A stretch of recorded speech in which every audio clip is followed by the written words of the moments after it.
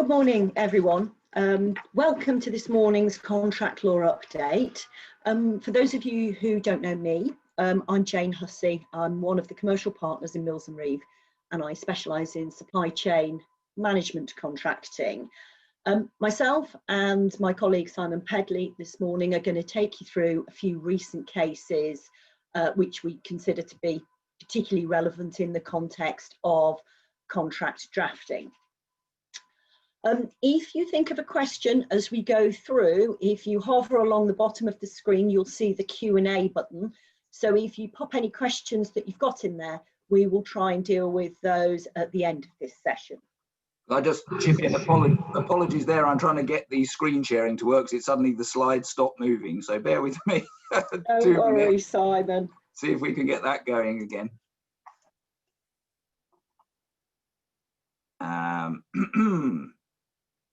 It was working perfectly before, and now I do beg your pardon. It has slides have stopped moving. So, well, Jayne, if you perhaps keep talking, and I will see what I can do. Okay, thank you, thank you. So the first case, and the other point to mention on housekeeping is that this session is being recorded, so it will be available to you afterwards. The first case that I'm going to deal with is a case called AXA and Genworth International Holdings. This was a case decided in December, the end of last year. It dealt with two key legal issues. The first was the construction of a reimbursement obligation and whether that could properly be construed as an indemnity. And it also dealt with issues around rights of subrogation. However, in the context of focusing on issues that influence the way we draft agreements, I'm going to focus on the first issue, which is the construction of the reimbursement obligation. So the background to this case is that AXA bought from Genworth two target companies. It bought the whole share capital of the two target companies. And the business of the target companies was the underwriting of payment protection insurance for store cards. That insurance was sold by Santander on behalf of the target companies through an agency agreement, and it was sold through retailers. So if you imagine the store cards that people have, and they're offered PPI insurance. Anyway, needless to say, there were extensive PPI mis-selling claims as a result of that. In July 2014, Santander reached an agreement with the target companies that it would reimburse the mis-selling claims and the compensation to the customers. But Santander then subsequently changed its mind and said, well, we will honour that reimbursement obligation, but not for any claims arising from activity prior to January 2005. And the reason for Santander's position on that was that it was prior to January 2005, the FSA had not regulated this type of product. Fast forward to 2017, when AXA and Genworth are negotiating the sale and purchase agreement. Quite understandably, AXA did not want to accept liability for the PPI mis-selling claims. And on that basis, a clause was agreed in the SPA, this was clause 10.8, which said that Genworth would bear that liability. What the clause said was that Genworth agreed to covenant to pay to AXA and the target companies on demand an amount equal to 90% of the PPI mis-selling losses. And that obligation was expressed to continue until the date upon which the target companies managed to reach some sort of compromise agreement with Santander, because it was expected that Santander would actually concede and pick up the pre-2005 liability. The other important part about the SPA was that it contained detailed conduct of claim provisions, and those conduct of claim provisions related to a range of claims, but included the 10.8 claims, and they were referred to as third-party claims, but interestingly, the conduct of claim provisions were drafted in the context of litigation, so court proceedings and tribunal proceedings. Anyway, to cut a long story short, Santander didn't ever reach an agreement to pick up the pre-January 2005 mis-selling claims, and AXA consequently issued an action against Genworth to recover close on £29 million worth of compensation that had been paid to consumers. Genworth rejected the claim, saying that on the construction of the clause 10.8, it was an indemnity, and therefore AXA had an implied duty to take reasonable defences. AXA brought an action for specific performance to force Genworth to make the payment. And the issue that the court had to decide was the construction of that clause 10.8 and the construction of the conduct of claim provisions. Genworth's argument was that clause 10.8 should be construed as an indemnity, whereas AXA's perspective was, no, you shouldn't pigeonhole that language into a particular species of clause. What the court decided was in AXA's favour. It essentially said that the correct starting point when you are looking at contractual interpretation is not to seek to pigeonhole a clause into a particular category, but actually to construe the clause in accordance with its language, in accordance with the surrounding provisions in the SPA and the factual matrix that related to the agreement and the negotiation of the agreement. And on that basis, the court decided that clause 10.8 was a bespoke provision. It was not an indemnity, nor should it be classified as a performance bond. It was a covenant to pay on demand, with the trigger point being AXA issuing its demand for payment.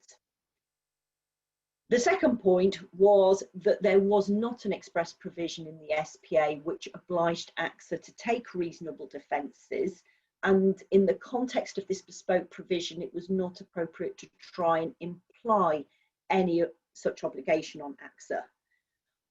In the context of the conduct of claim provisions, the judge concluded that they were drafted with a proper litigation process in mind, rather than complaints arising from regulatory processes. The judge said it was improbable and impractical to expect that many thousands of claims could be dealt with through the conduct of claim provisions. The other issue that Genworth raised was an issue of consent. So it pointed to the conduct of claim provisions and said, well, settlements needed our consent prior to AXA being able to execute those settlements. And again, that argument was rejected by the court in the context of the many thousands of claims, and actually the inability of the target companies to be able to even handle that multitude of claims. So I suppose then this comes to, what do we learn from this case, or what does it remind us of in the context of drafting our commercial agreements? And I think the principal point is that contractual provisions will be interpreted by reference to their language, to the correct construction of the language and the surrounding facts in the agreement, and not by trying to pigeonhole them.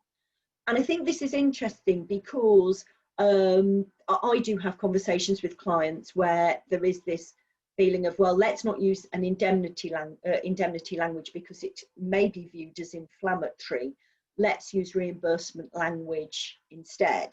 And I think that the point is actually to think a little bit wider and don't assume that reimbursement is the equivalent of an indemnity, for example. And I think the other point is around conduct of claim provisions and actually ensuring that if you are giving an indemnity, those conduct of claim provisions are contemplate all the different types of scenarios where a claim could arise, because obviously Genworth's argument here was that they expected everything to fall under the conduct of claim provisions, and the court held that that wasn't the case. So the next case I'm going to talk to, Simon, if you could move the slide on for me, please. Thank you. Is a case, Essex County Council and UBB Waste.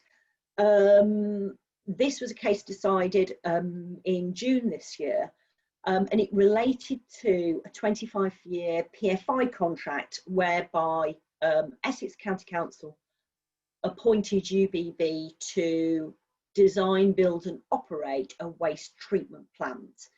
Naturally, part of this was to fulfil the council's obligations to reduce waste going to landfill, but also to generate energy from that waste.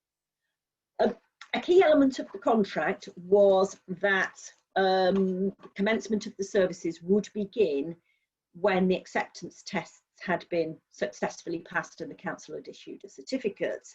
And there was an acceptance long stop date of January 2017. And needless to say, that date was missed, and 2.5 years later, acceptance still hadn't been achieved, at which point the council sought to terminate. UBB challenged that termination, arguing that in essence, the council's termination was a termination for convenience in disguise. And in arguing that, they sought to rely on a number of legal principles. The upshot of the case is that the judge upheld the council's right to terminate and rejected UBB's claims. But I think what's relevant here actually are, in the context of drafting, are the 3 legal principles that UBB sought to invoke when it was trying to make its arguments. The first was that it said that the council was under implied duties to exercise their powers and discretions in good faith, and therefore not to exercise their powers and discretions arbitrarily, capriciously or irrationally. What the judge decided here was, yes, that you can imply a term in good faith in relation to decisions and discretions, but there's no scope to imply good faith where someone is exercising absolute contractual rights. And that's the case in the context of the decision that the council made to terminate and in the context of the acceptance test regime. So that argument was rejected. Sticking with good faith, the other argument that UBB sought to raise was that there was an implied duty of good faith because this was a relational contract. And many of you will be aware of the recent Bates case. This is the post office case which dealt with the treatment of the sub-postmasters by the post office. What UBB argued here was that the council was in breach of its overarching duty of good faith, that this was a relational contract into which good faith applied the whole way through. Here the judge said, yes, this was a relational contract. He observed that entire agreement clauses and sole remedy clauses do not cut across duties of good faith in relational contracts. He said that the test here as to whether that duty had been breached was whether reasonable and honest people would consider the conduct to be commercially unacceptable, that being an objective test taking into account all the circumstances of the particular case. And here the court said the council hadn't breached its duty of good faith. And interestingly, as a little aside, he pointed to the behaviour of a key factual witness of UBB, which was sort of evidenced through internal emails that had been disclosed during the litigation process. And he said, if I was going to consider anybody here had breached a duty of good faith, it would be UBB, which I think probably serves as a reminder to people's commercial and operational teams as to the content and tone of internal emails that might be sent. So he rejected that good faith argument. The final argument that UBB were trying to use was that there was an implied duty that the council needed to exercise its right to terminate within a reasonable time of the right arising. Because you'll remember the council exercised the right 2.5 years after the failed acceptance test. And again, here the judge said that although there are cases where you might imply that type of duty to exercise the right within a reasonable time, this was not one of those cases, because it was not necessary to deliver business efficacy and fairness in the context of this contract. And the judge, I think the key pivotal points here was, in the 2.5 years since the first failed acceptance test, the facility never managed to pass the acceptance test.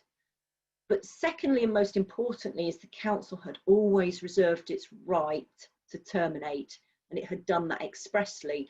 And therefore, the doctrine of waiver by election could not be invoked or relied on by UBB.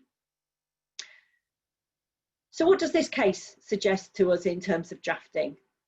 I think there's an interesting piece around, if you are expecting conduct throughout the agreement in relation to all rights and duties to be exercised in good faith, then consider whether you should draft in one of those clauses which incorporate an overarching duty of good faith. And I think the second key point here relates to the rights of termination, and ensuring that if you have a right of termination which you choose not to exercise, then that you don't waive that right by election, either through the way you communicate or through conduct. So that is a piece around expressly reserving those rights and not doing something that is inconsistent with those, if you like. So I think that's all I would like to say on the two cases I was going to cover. Simon, can I now hand over to you for your cases, please? You certainly can. Thank you very much, Jane. Yeah, for some reason the slides aren't going on, so I'm going to do my lengthy workaround, so bear with me a moment.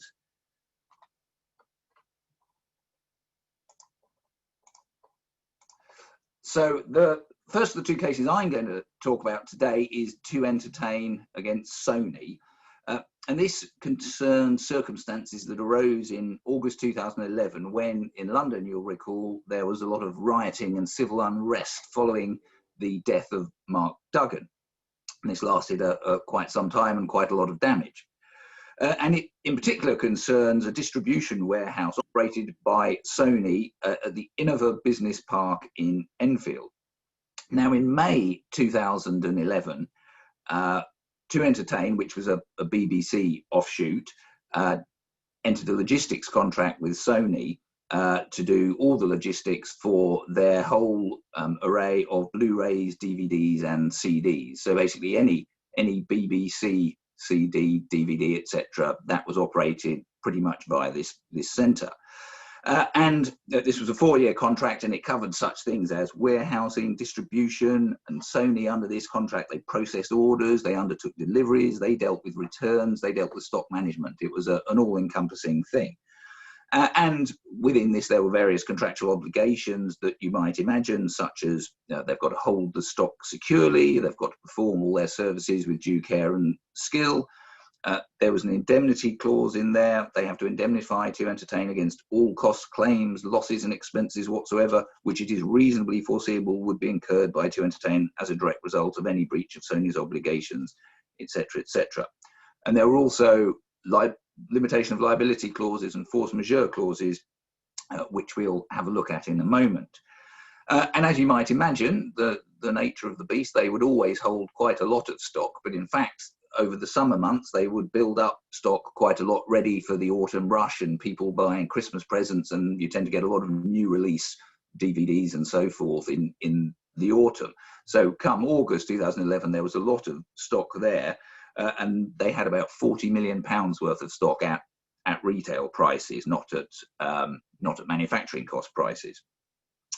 And as I say, following the death of Mark Duggan, there was a lot of rioting. And on the 8th of August, a group of youths broke into this facility. And the result of that was this, a very substantial fire, which burnt for about 10 days and resulted in the complete destruction of the building and its contents, as you can pretty much see from those photos. And this break-in, it wasn't a sophisticated break-in, it was a group of sort of 15, 20 lads who just came in and kicked the door down and chucked some stones and nicked some stuff, chucked a couple of petrol bombs, and there you go. So it wasn't a sophisticated criminal raid or anything like that. And so the parties, as you might imagine, leapt into action. They prioritised restocking new titles. Sony set up an interim facility, and in fact, within a couple of days, they started to be able to process some orders, but it was all being done manually. They didn't have the systems and the automation, and obviously the business was disrupted to a very considerable extent. And 2Entertain's biggest customers, who were Amazon and HMV, they were getting a bit cheesed off. So it really was a problem for them. And in September, 2Entertain, to start off with, made a claim, not in the courts, but claimed for the loss of their physical stock. There were 7.4 million units of stuff, with manufacturing costs, they said, of 8.5 million quid. So basically just over £1 per DVD or whatever is its manufacturing cost. And in due course, Sony's insurers and 2Entertain entered into a discharge agreement, which it agreed the losses for the stock at £8.2 million, full settlement for all the physical loss of stock, but it was explicitly without prejudice to 2Entertain's rights to seek damages for consequential or business interruption lost, and so on. And then about 6 years later, within limitation, but pretty much toward the end, 2Entertain issued proceedings claiming damages for £7.5 million. And there were a number of issues that had to be decided. Did Sony have adequate security arrangements? Had they done proper risk assessments? Did they have adequate fire precautions? Was the damage caused by factors beyond Sony's control, and could they rely on the force majeure clause? Was Sony liable for breach of contract, or for its duties as bailey, or for converting the goods? Was liability excluded? What's the quantum in any event? So all these issues had to be looked at. And the starting point from Mrs. Justice O'Farrell, who was the judge, was that whether you're looking at breach of contract or duties under bailment or whatever it may be, that there's pretty much the same standard of care applies. And they went through a very detailed analysis of all the security measures that Sony had. There had, in fact, over previous years, been the occasional break-in and security issue before. 2Entertain relied on that to say, well, clearly, therefore, everything's inadequate. They knew about these issues. Sony said, on the other hand, well, no, the attack was unprecedented, couldn't have been avoided by reasonable and proportionate precautions. They relied on such things that they had a certificate from the Federation Against Copyright Theft, that their security precautions to stop people nicking CDs and bootlegging them and so forth was okay. But problematically for them, back in 2008, they had done an external body do a review of their security, which did make a number of recommendations, which they didn't act on. So that was unhelpful. And as I said earlier, this wasn't a subtle break-in. It was just a group of youths kicked down the door and burst in and chucked the petrol bombs and left, basically. And they got into the building in less than a minute. So it clearly wasn't very robustly defended.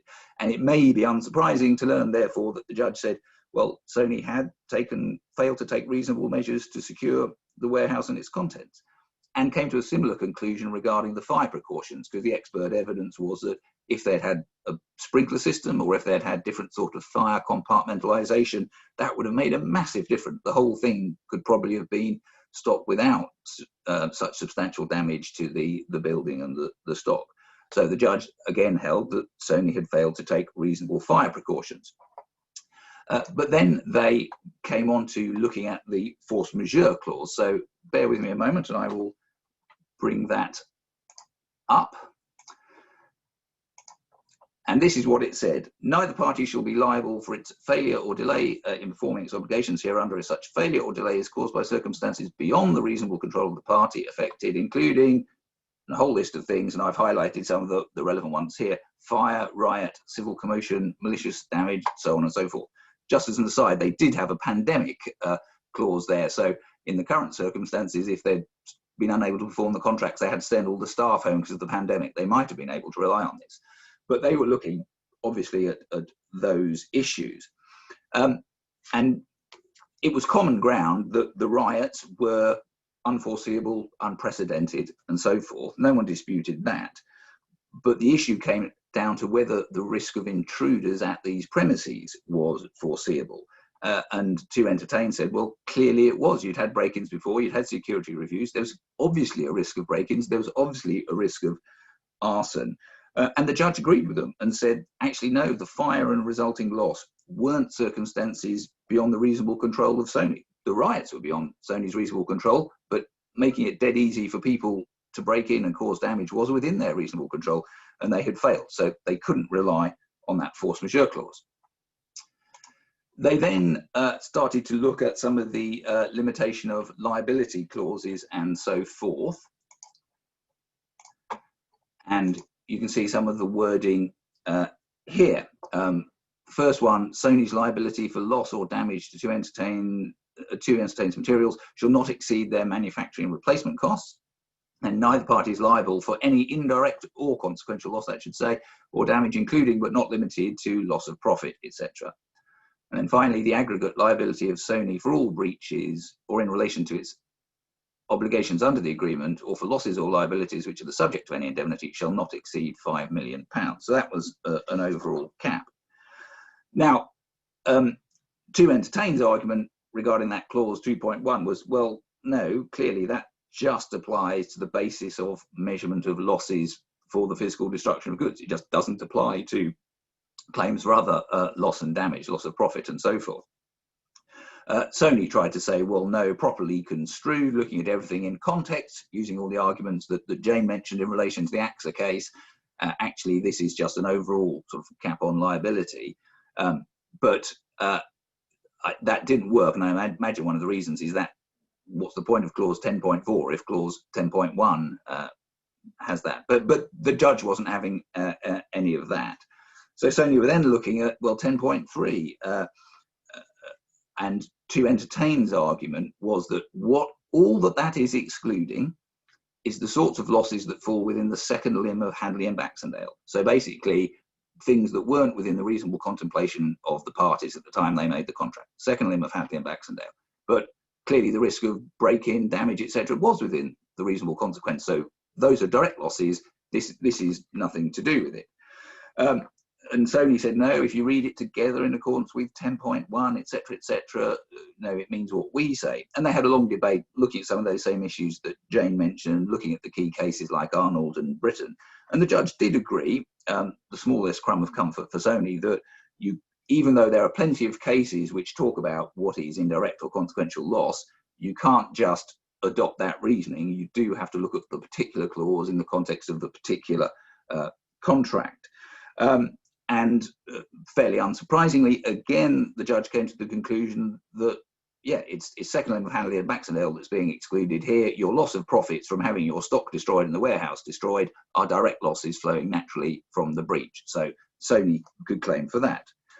The meagre crumb of comfort at the end was that the 10.4 clause did work and the overall liability was capped at 5 million, not the 7.5 which To Entertain were claiming.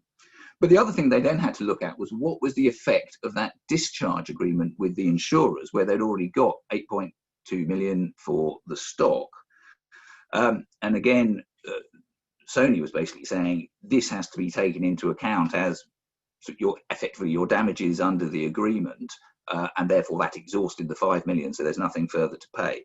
But the judge held that no, those were payments, nothing to do with breach of the contract by Sony. Those were payments by the insurer under the insurance arrangements for stock. And it's completely to one side of the contract. So that's a totally separate thing. Plus, you'll recall that discharge agreement was specifically without prejudice to Entertain's right to make these sorts of claims. And so the judge held no, not to be taken into account. That's nothing to do with it, and so they could make their lost profits business interruption claim capped at the £5 million, and that was the result. So an expensive day out for Sony. I happen to know the QC who was doing this for Sony. He was working on something else for us at the time, and I know he was getting involved, and he obviously didn't have a very good day in court when that happened. So what can we learn from all this? Looking at force majeure clauses, again, just got to be very careful about how they are drafted, what they actually cover, and think about what might arise, because here you've got the stuff for riot, but if that's not the operative cause of the loss or the problem, then it doesn't help you. Here the operative cause was lack of adequate security and fire arrangements, all of which were foreseeable, which were nothing to do with the fact that it happened to be rioters who broke in rather than anyone else. So again, force majeure clauses, you always do want to think about them in a bespoke way. I mean, it's easy not to because you just stick them in the boilerplate at the end, but it's always worth a look. And also the limits of liability clauses. These are obviously one of the key areas of allocation of risk in any contract. The key areas, you know, how easily can you terminate the contract, and what are the limits of liability? These are the big things. So if you want to exclude any claim for loss of profits, you can do it if you've got the bargaining power, but you have to say, we're excluding all liability for loss of profits. You don't get into this indirect or consequential loss wording, because I think often that is included by some lawyers without a full appreciation of what they're talking about, without thinking that a lot of stuff is direct loss that they might naively think is indirect or consequential loss. So that's a key one. And the other key one, if you do get a review of your external processes which make recommendations, I would try and act on them, because then you might be able to avoid liability. Because we're getting on with the time, I'm not going to go in detail about the next case, which is Moorgate Capital and Son European Partners. This was a excuse me.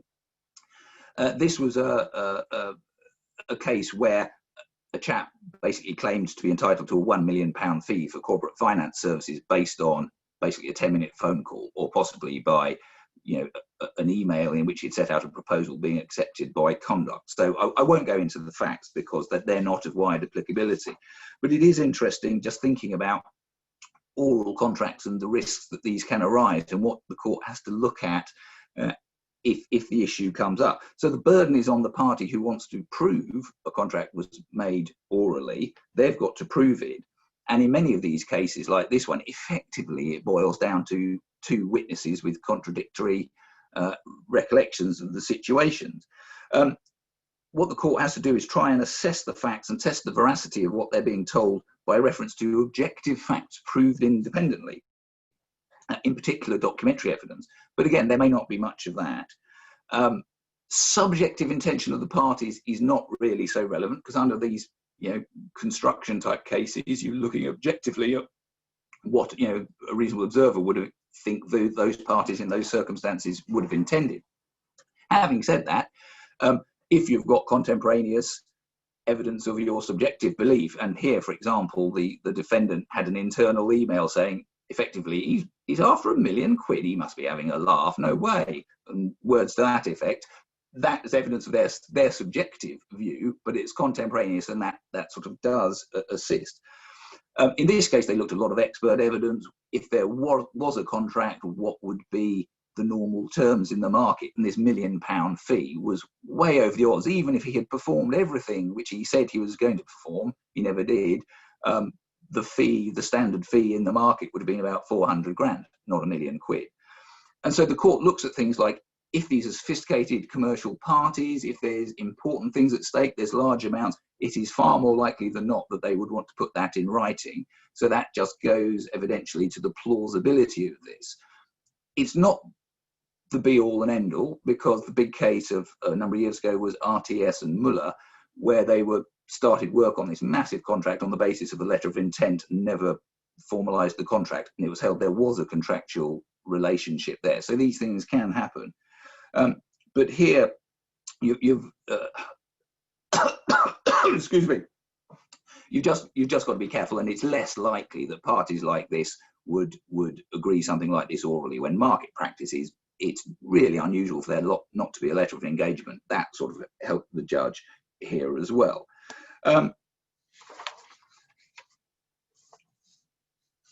There were other issues came up that even if he had proved a contract, he wouldn't have been entitled to a fee because it was a complete contract and he hadn't performed all the services. He'd only performed like one little thing possibly that came under this contract. So he would have been denied his fee there.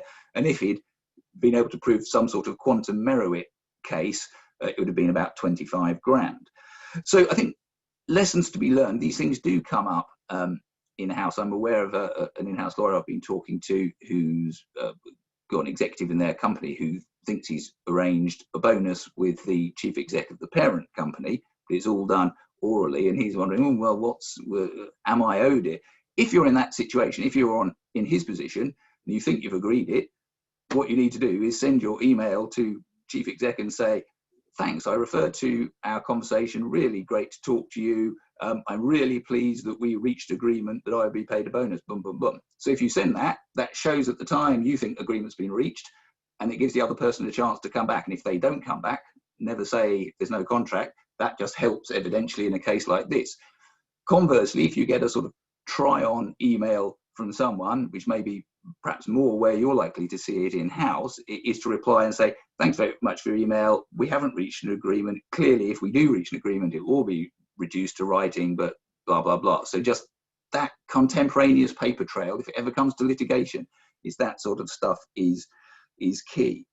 I suppose cynically, the other take-home point from this is if you are going to try it on, make your claim reasonable. If he had claimed 200 grand here rather than £1 million, it might have settled and he might well have got something out of it. But because he was clearly chancing his arm, and this person was obviously a serial litigant, because around the same time there's another case from him with a different party, again trying to claim £1 million based on some oral contract or similar, which he lost as well. So as a litigator, I'm delighted that people like this exist, because you then get litigation going to court, which is obviously bonkers, but there you are. Some people do it. So that very briefly was that case. I'm just going to excuse me, check what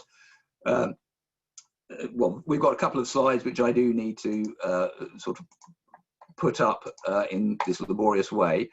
Jayne, I think you're going to mention a bit about this. You're still on mute, Jayne. Sorry. Yes, prior to doing that, I just want to address a couple of questions that have come in. A very good question has been asked around the distinction between relational and non-relational contracts, because of course the Bates Post Office case was an employment-centred contract. So I think just to give a little bit more guidance on that, relational contracts in the non-employment sphere tend to be those which have substantial mutual commitments. So where the success and the operation of the contract relies on ongoing cooperation between the parties.